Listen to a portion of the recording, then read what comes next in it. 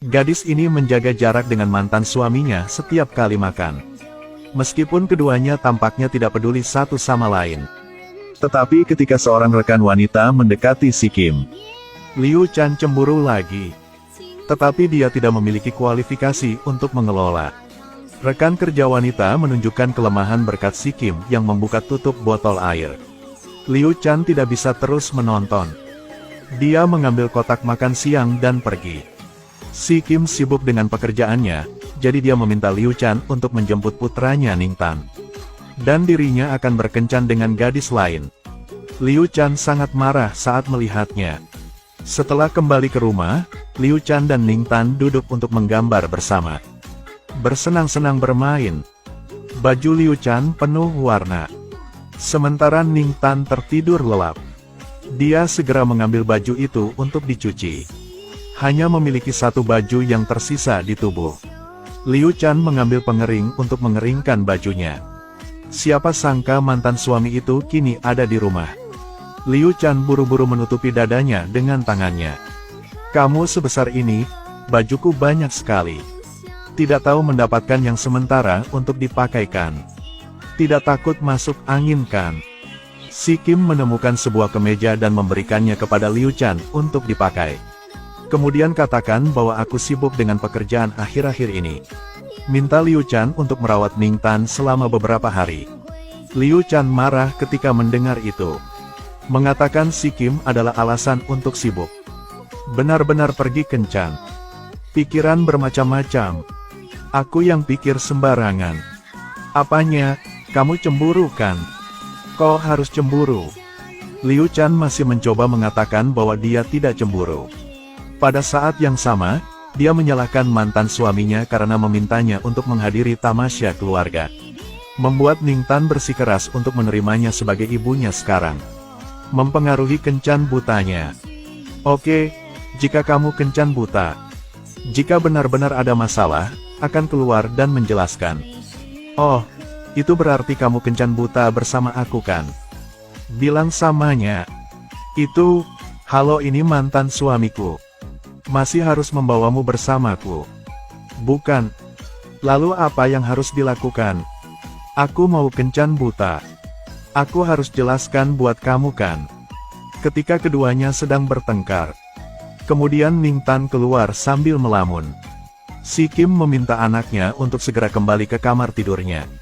Ning Tan bersikeras tidur dengan dua orang mereka. Liu Chan membawanya ke tempat tidur. Dan bersiaplah untuk meninggalkan tempat yang kacau ini. Siapa sangka Ning Tan akan menariknya kembali. Tolong jangan pergi. Si Kim agak canggung. Jadi memutuskan untuk melangkah untuk merawat Ning Tan. Tapi Ning Tan menolak untuk menerimanya. Berguling bolak-balik di tempat tidur menuntut Liu Chan untuk tidur samanya. Liu Chan tidak tahu bagaimana harus tinggal. Tapi Ning Tan masih belum puas. Juga menuntut orang tua untuk tidur dengannya. Ning Si Kim di mulut ditolak, tetapi di dalam hati sedang mekar. Ayah, aku begitu besar tetapi tidak pernah tidur dengan orang tuanya. Tapi situasi ini tampaknya agak malu. Liu Chan tidak keberatan. Biarkan Ning Tan bisa tidur dengan baik. Dia segera meminta Si Kim untuk pergi tidur. Setelah waktu nakal Ning Tan, hubungan dua orang juga menjadi lebih nyaman. Tapi ibu masih mendesak Liu Chan untuk kencan buta. Liu Chan tidak bisa berdebat, jadi harus mendengarkan. Hari ini dia mengenakan gaun merah muda. Melihat Liu Chan hari ini seperti seorang gadis 18. Orang yang kencan buta baru saja melihat Liu Chan. Segera ditundukkan oleh kecantikannya. Pria itu berbicara elegan. Dan juga gagah. Berbicara juga sangat cocok. Sampai mereka berdua keluar dari restoran. Masih terus berbicara satu sama lain dengan sangat bahagia.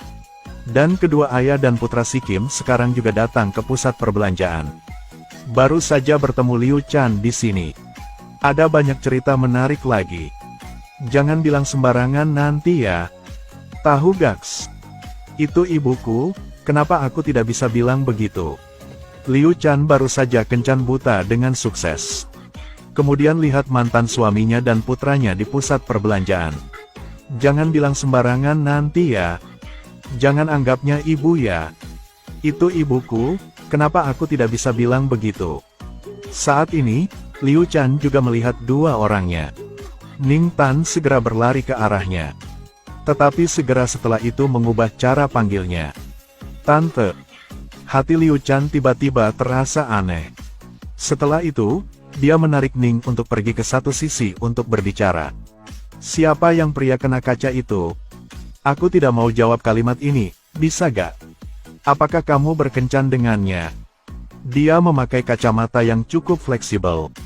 Berdiri di depan si Kim mengatakan tanpa berhenti. Sepertinya tidak menganggap dirinya orang luar. Si Kim hanya ingin menghadapinya. Dan ingin segera pergi dari sini.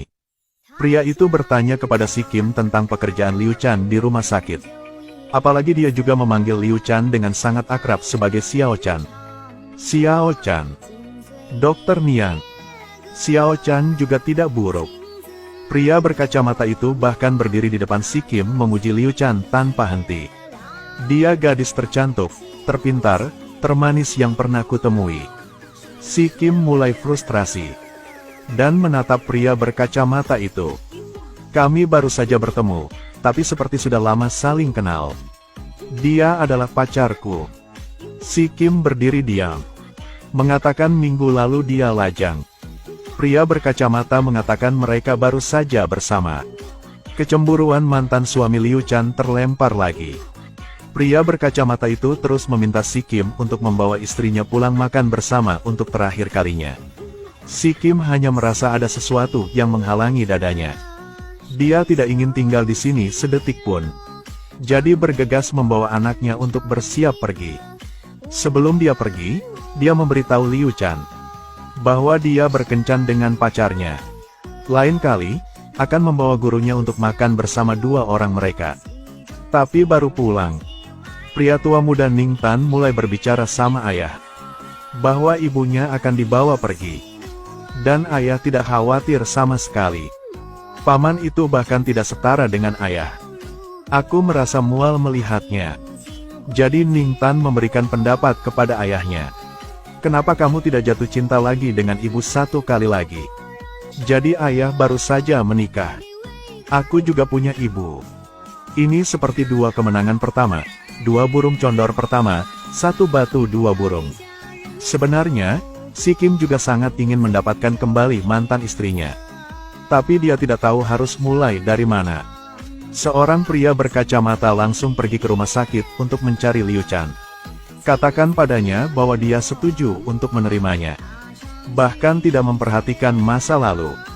Tetapi harus menyetujui dua syarat dengannya. Yang pertama adalah meninggalkan rumah sakit. Berhenti bekerja dengan mantan suami. Sedangkan untuk bayinya, mungkin berkunjung dari waktu ke waktu. Dan bisa memberi nafkah. Tetapi anak itu tidak boleh ikut campur dalam kehidupan mereka. Pria berkacamata itu terus berkata, bahwa meskipun dia kembali dari luar negeri, tetapi pemikirannya masih sangat tradisional. Tapi dia tidak meremehkan wanita yang telah bercerai. Liu Chan terdiam setelah mendengarkannya. Tapi tolong kritik saya. Dokter Nian, saya tidak bermaksud mengkritik Anda. Orang itu ingin mempertahankan Liu Chan. Pada saat yang sama si Kim melihatnya bergumul dengan Liu Tan. Bergegas untuk berhenti. Dan peringatkan dia jika ada yang salah, katakan dengan benar saja. Jangan menarik dan menarik seperti itu.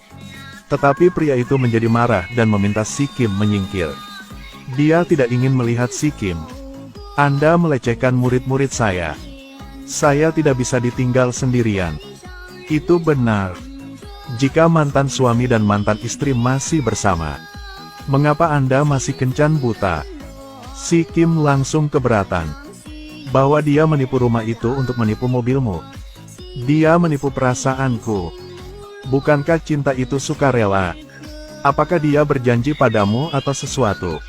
Apakah kamu pernah berjanji padanya? Lihat saja, tidak.